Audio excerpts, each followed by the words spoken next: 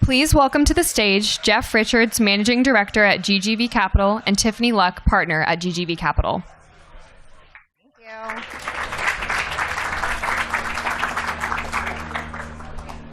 Hi, everyone. Good afternoon. Thank you for coming. Hope you guys have had an awesome couple of days so far at SaaStr. It's good to see everyone in person. So we are going to be here today to talk about SMB tech, one of our favorite topics. But I thought maybe just to kick us off, Jeff and I can just give you a quick overview of us, the firm, and why we're so excited about SMB. So, want to start? Oh, this is the unrehearsed part. Yeah, just real quickly, GGV Capital, we're a $10 billion venture capital firm. We invest all over the world, so we have about 120 people in the firm. About half are in the US, Southeast Asia, India, Latin America, China. So when we talk about SMB tech, we're going to talk a lot about the US, and Tiffany will share some stats with you. I'll preview, but US GDP, about 42% is small business. Worldwide, it's about 55%, which makes sense, right? In a lot of economies, it's all entrepreneurs and small businesses operating. And so this category, obviously, is one we're very excited about that we'll tell you more about. But as a firm, our purview into investing in this category is not just the US, it's worldwide. So that's us. Yes. Good reminder to get the clicker. Okay. So as Jeff mentioned, obviously, SMB tech, when we talk about SMB tech or SMB SaaS, it's companies that are digitizing and modernizing small businesses. And SMB is a huge segment globally. Just a few stats. 400 million SMBs globally, about 30 million in the US. It accounts for 90% of businesses, over 90%, and over 50% of employment, and 40 to 50% of global GDP.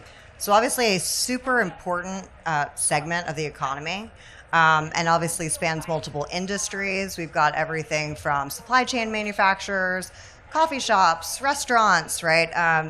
Companies that we frequent on a daily basis, a weekly basis, and hugely important to the economy. So all of the SMB tech companies and everyone here who's building SMB SaaS, super important just in terms of bringing that piece of the economy into the modern age. And one thing that we're really excited about, we see a huge opportunity in SMB. And for a lot of different reasons, we think that there's never been a better time to build an SMB tech business. Jeff will talk in a minute about a lot of the tailwinds and a lot of the changes that we've seen that are actually, making now the right time. And not to fast forward, but why we see so much value already existing today, and then obviously a lot more to come. Yeah, so one of the questions we get a lot, we just hosted about 150 of our limited partners the last couple of days. One of the questions that I got from a lot of them is why now? Why is SMB tech a thing now? Why wasn't it a thing 10 years ago? Why wasn't it here 20 years ago?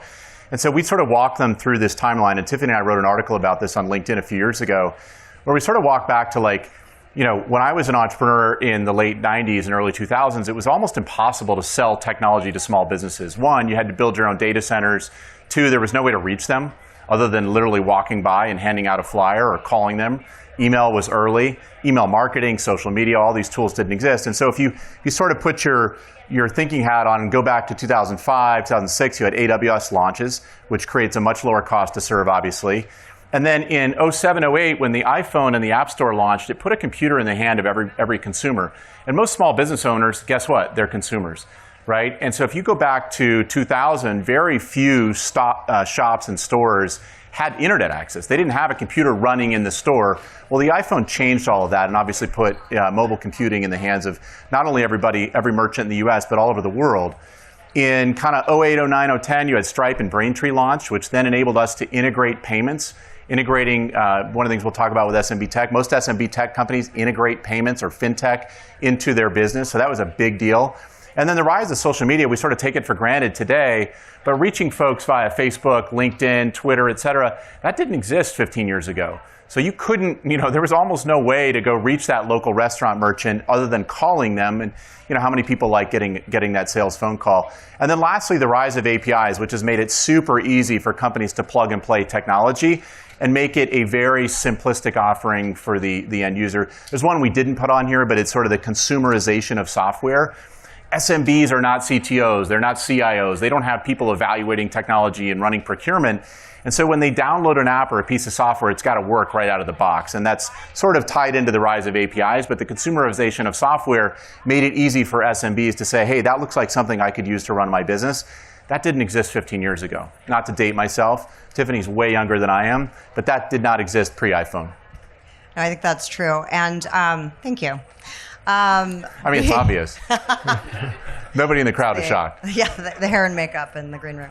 I think the other thing is, like, all of these together, plus AI and data, have actually also done one other big thing, which is change the sentiment of SMB owners.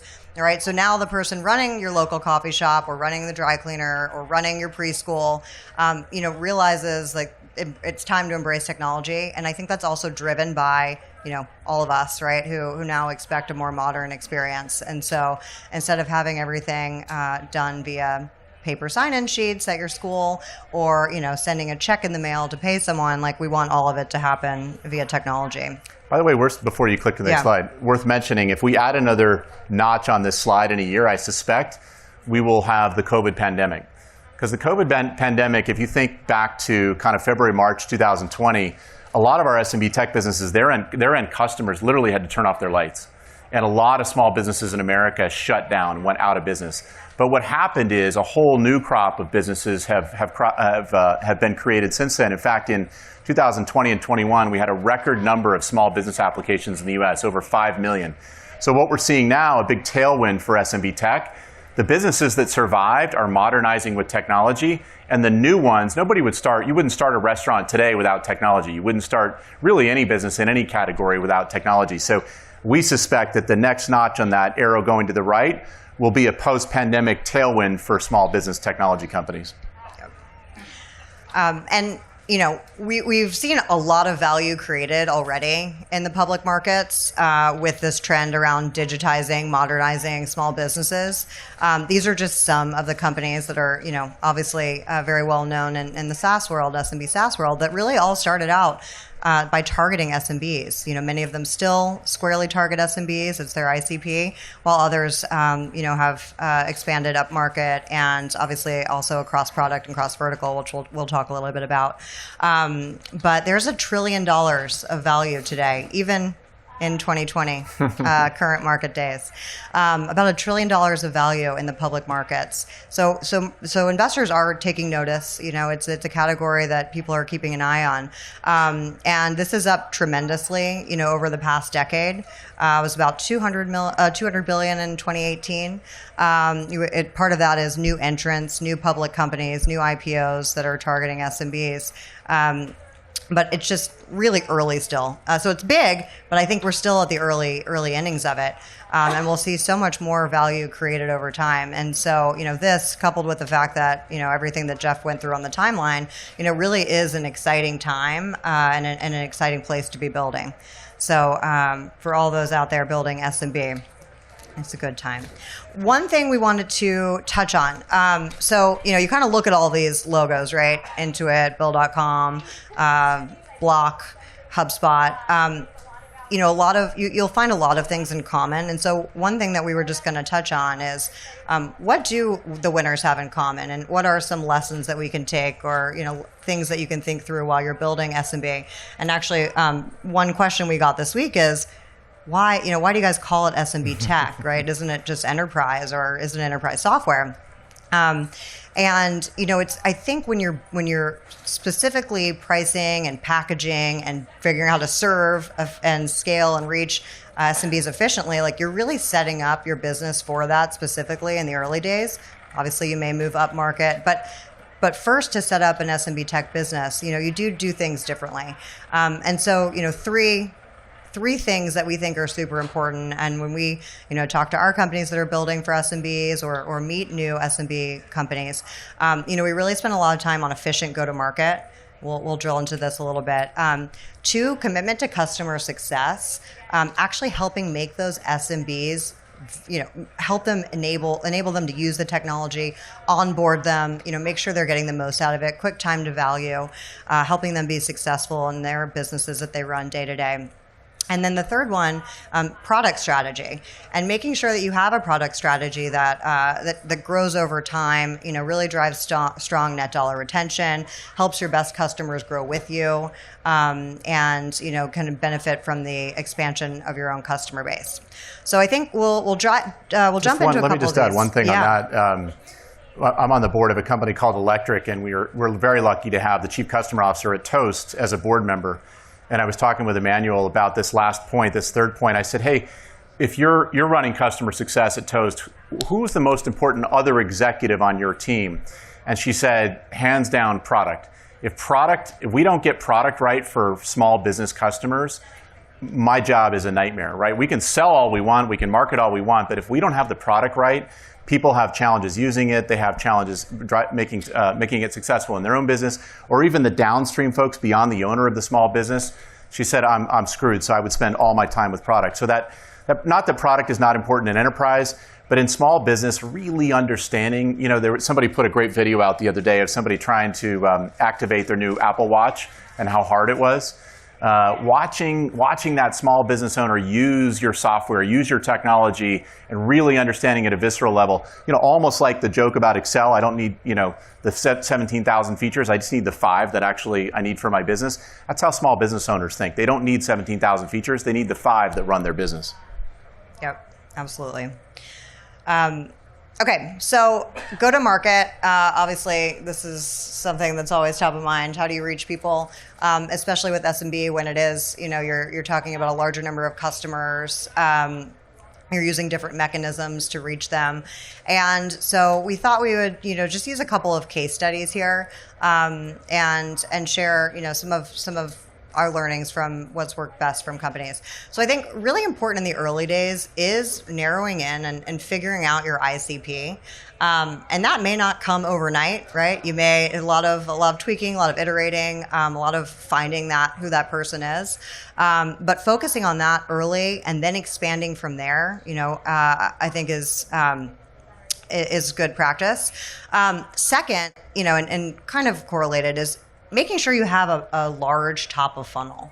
And Shopify is a great example of this, right? So if you just think about Shopify, first of all, does anyone here have a Shopify store? Is anyone selling anything on Shopify? Okay.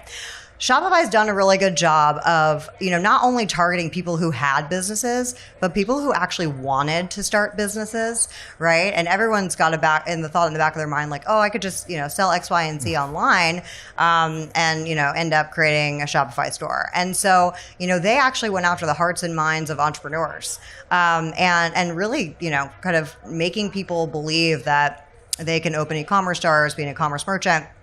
Obviously, it contributes to massive top of funnel.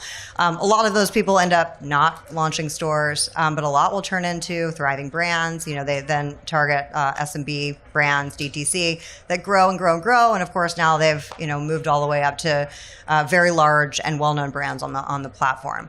And so I think smart in how they did that, right? They want to just, again, kind of Shopify top of mind for everyone, and then obviously self-select down the funnel.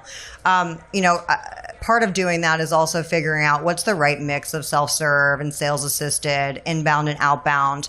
If you just look on this slide, this is actually from the Shopify Investor Relations, their latest investor update, but it just talks about all the channels, that they're using, right? And I'm sure they've tested a lot along the way. I think the company started in 2006, so a lot of testing went into this, but really, kind of full coverage across the channels. And I think another really important point, which is really focused on this heart and mind of entrepreneurs, is community building. And so Shopify frequently will feature the stores that use Shopify, really talk about the brands. And so therefore, they've built this really amazing way to reach, again, entrepreneurs, entrepreneurial mindset who want to start a store, small brands, growing brands, and obviously larger brands today. Anything you want to add on Shopify? No, amazing company. I mean, I think to Tiffany's point, this is not... E-commerce software already existed when Shopify hit the market. What they did was they helped people understand. They didn't go after the customers who were trying to switch from one, Demandware or something IBM and switch to something new. They went after the creators. They went after the folks who said, I'm ready to start a dog walking business or selling t-shirts or whatever. And they captured the hearts and minds of that audience. And then, to Tiffany's point, did it really well. They knew who that audience. They weren't trying to go upmarket from day one. The majority of their customers are sub $100,000 in annual sales, and they captured the hearts and the minds of people who were starting with zero. So very cool company and a great success story, obviously. Yep. I mean, to be fair, none of these would be on here if they weren't successful. So let's just be clear about that. There are lots of software companies that are not successful. This is a very successful one. Yeah. Okay. So obviously, kind of nailing in your go-to-market early. Second is commitment to customer success. You want to talk about Toast? Yeah, I'd love to. How many people have used Toast? You did? Well, you should be up here. Well, tell me if I'm wrong. Most people in this room have probably used Toast. You just may not know it. One of the cool things about Toast was pre-pandemic, Toast was very much kind of back office software for restaurants and merchants. Well, guess what? Merchants, basically couldn't serve customers during COVID. The company had to innovate, and they very quickly launched a kind of order at the table functionality. You guys, if you don't know it today, when you scan a QR code, a lot of times that's Toast. That product didn't exist pre-pandemic. Am I right? Yeah, you're right. Right. So launched it in 3 weeks. Amazing. And this is a company that I think it had just gone public or was about to go public. Just prior. Yeah, just prior. So, near-death experience for an SMB tech business. But what I think it shows with this company is how well they understood their customer. This is a company that builds products for very small merchants who do not use a lot of technology. In many cases, Toast is the only technology they're running in their shop. These are not companies that were traditionally buying, ERP enterprise software. These are people that were running literally no technology. Toast convinced them to run their technology to manage their business. And then when the pandemic hit, saw what was happening with those merchants and was able to quickly launch a product that made them, many of these merchants made them able to survive. A lot of them would have gone out of business if they couldn't have done takeout or outdoor dining. So really an awesome story about a great company. And as I mentioned with Emmanuel earlier, sharing her thoughts with me, a company that just relentlessly focuses on product. Again, lots of restaurant technology there. One question people ask is, well, why didn't OpenTable do this? I mean, OpenTable already had all these merchants as customers, but OpenTable was very focused on being a marketplace business for the end consumer. They weren't focused on helping restaurant operators operate their business. And so it's a great example to me. Tiffany mentioned earlier, it's still early in this category. We're literally meeting hundreds of SMB tech businesses every year that are going after verticals that are completely untapped with technology, right? Dental offices, car washes, black limo services. There are so many verticals, not just in the US, by the way, this is worldwide, that are going to adopt technology and end up looking a lot like a company like Toast, which has just been an unbelievable growth story. I think today, even after the market cratering, has around a $10 billion market cap. So really an awesome story about a company that really understands its customers. Yep, no, that's true.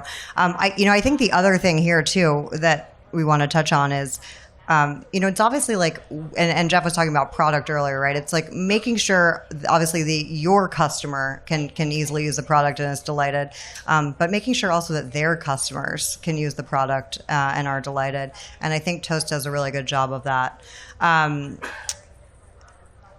One other company that is pretty amazing, and also started in 2006, I believe, and now is a $15 billion company, is HubSpot. And HubSpot's a really great example of a company that's been really smart around product strategy, and actually also kind of focusing on an ICP early. And their tagline is really, we went from an app to a platform. And as you see here, kind of started out really squarely delivering marketing, and have now moved from marketing to sales, a variety of different things. I'm sure more to come as well. And this is super important because one thing that we do see with SMB, and I'm kind of unavoidable to some extent, is if you just look at SMB versus enterprise, you do tend to see higher gross churn, right? And that is just reflective of the segment, right? We've got businesses going out of business or, spending less. Actually, I'll come back to that in a second. But we kind of expect higher gross churn. And in order to offset that, you obviously want to have your best customers grow with you, and you want to be able to sell them more things over time. And so that's why payments is so important. We see a lot of companies integrating that into their playbook. That's a very natural second product for many people. And then HubSpot here has done obviously a really great job, kind of extending their software offerings. So it enables your best customers to grow with you. It expands ACV. It leads to very healthy net revenue retention, and that's also the case for the two companies we just talked about.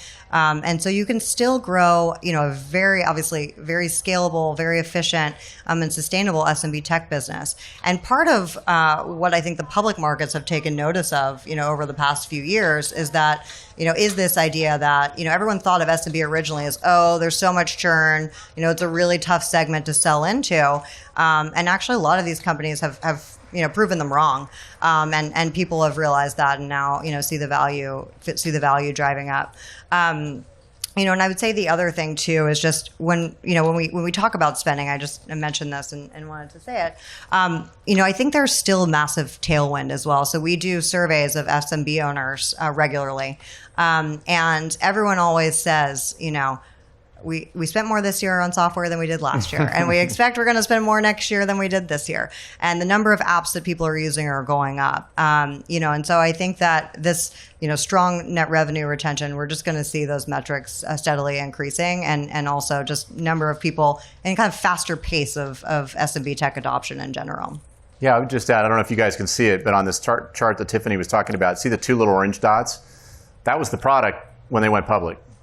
And then all the dots on the right are the product suite today. So great example, as Tiffany mentioned, of a company that did one thing and did it really, really, really, really well to get to a $1 billion public company and then started expanding. And one of the things we see sometimes when we meet companies early is they're trying to do too much too early. And your small business customer doesn't have an appetite for too much functionality. They just want you to solve one problem and do it really well. And the great thing about the SMB category is if you're doing it for them, there's probably tens of thousands of other merchants that have the same problem they do. So I love this chart because it just shows how simple at the time the offering was and how much more complex it's gotten over time. Yep. Okay, so if a few key things. Hopefully, number one takeaway is it's a great time to be building for SMBs, right? We're really excited about SMB tech. We talk about SMB tech a ton. We publish a lot of content on it. We actually host events and also do.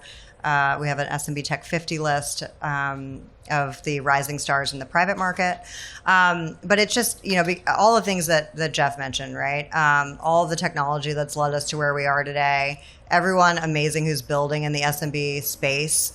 It's a really exciting time. And, a lot of people always ask, like, what is... it's so obvious, like, why hasn't this problem been solved before? And I think a lot of times, like, the biggest competition we tend to see, it's like pen and paper, manual processes, and Excel. Excel will never go away. But, there's a lot of digitization still to do and, a lot of innovation still to be had. So really great time to be building for SMBs. I would just add on point number one, there's also a lot of money coming into the space.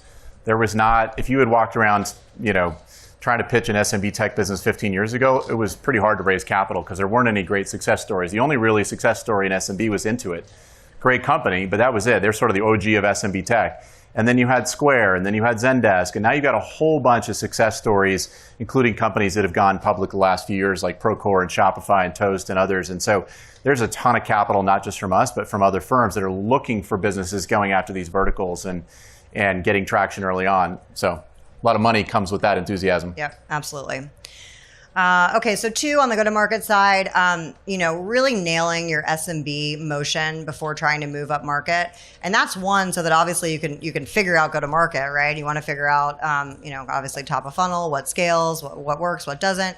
But I think it's also so that it doesn't distract from a product standpoint. So to make sure that your product still really is usable for that ICP, right? And sometimes it can be, you're like, well, but someone will pay me $1 million, one customer. But you don't want to obviously have your entire product strategy and entire team derailed to that one customer. So eye on the prize for the SMBs. And I think obviously we've seen that you can build a really large business that way. SMB customer base? Oh, you've covered this, the ICP. Just understanding who you're serving, what their needs are, how hard it is for them to adopt technology. We have a company that we invested in when it was pre-revenue called Brightwheel that sells software to the pre-K education market. Hundreds of thousands of merchants, 4 or 5 million kids a year going to pre-K education facilities. And one of the challenges Brightwheel was having in the early days was people would sign up and then they would never onboard. And it took a while, this is again the early days of the company, but we couldn't figure out why. And if you think about your average small business owner, they're just us, right? It's somebody who was like, great, I want to use that software, and then they take their kids to school and they lose interest and they start dealing with a bunch of other shit. And 3 days later, they don't remember that they signed up for software. So this whole KYC thing of knowing who your customer is, what they're dealing with, and how do you sort of get them onboarded in a way that works for them and their business, it's a really hard problem to solve. It's way less obvious than it is in the enterprise, right? If an enterprise software buyer commits to $1 million contract, guess what? They're spooling up a whole bunch of people on their team that are going to help make that software get implemented and make sure it's successful. In SMB, they sign up on your website for software, you may never hear from them again. And so one of the big challenges in SMB tech is this know your customer. How do we not only get them to sign up, we built that top of funnel, we've got to get them to go live and be successful. It's not easy. Yeah. And I also think part of that then is this idea that go-to-market and customer success and product really need to be a very core team aligned.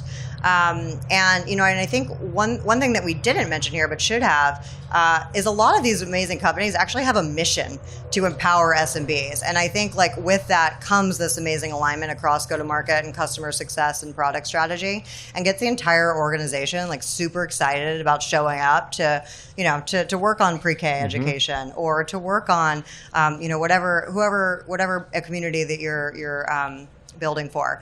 And I think that also then helps with the last thing that we've seen be super powerful, which is building that community. And maybe Jeff can share an example from Brightwheel or Slice, but so powerful to have SMBs feel like they also have a core community of other SMBs who are then helping them onboard, teaching you how to use the product, right? Like being champions for your SMB tech brand. And I think we've seen that work. Yeah, and speaking to the power of community, a little company today got acquired called Figma for $22 billion. And guess what? One of the superpowers that Figma has that Adobe doesn't is a community, this super powerful community of designers. So I think this last point, we could be wrong. We're wrong a lot. It's in my, I put that out on Twitter all the time. I'm wrong a lot. But this idea of community is something that we're going to see more and more of, not only in these verticals, but different types of companies trying to build connections between end users so they can help each other get better at what they're doing. And we think this is a big opportunity for a lot of the SMB tech companies is, not just webinars and things like that, but actually connecting people into pods so that they can help each other run their businesses more effectively. This has kind of been, this has been a thing forever in real life. With local community groups, business groups that get together, but we think that'll transfer into the online world as well and be part of the SMB tech stack. Yep. And so I wanted to share with you one of our favorite phrases, which is go long. Jeff wore the part today. And my conference jacket. I wore my it's been in the closet for 3 years. But we really do think that you can build a huge SMB tech business today, and obviously it's also there's a huge heartwarming element to it, which is it's really obviously we said SMB is a huge part of the economy, and SMB tech companies are really helping move that part of the economy into the more modern era. So it's hugely impactful, and obviously, public market investors and private market investors have taken notice. $1 trillion will be just a drop in the bucket when we look at this in 5 to 10 years. So thank you guys all for coming. We're super excited to share with you our enthusiasm for it. Anything else you want to add? You said it all. Thank you. Thank you, guys.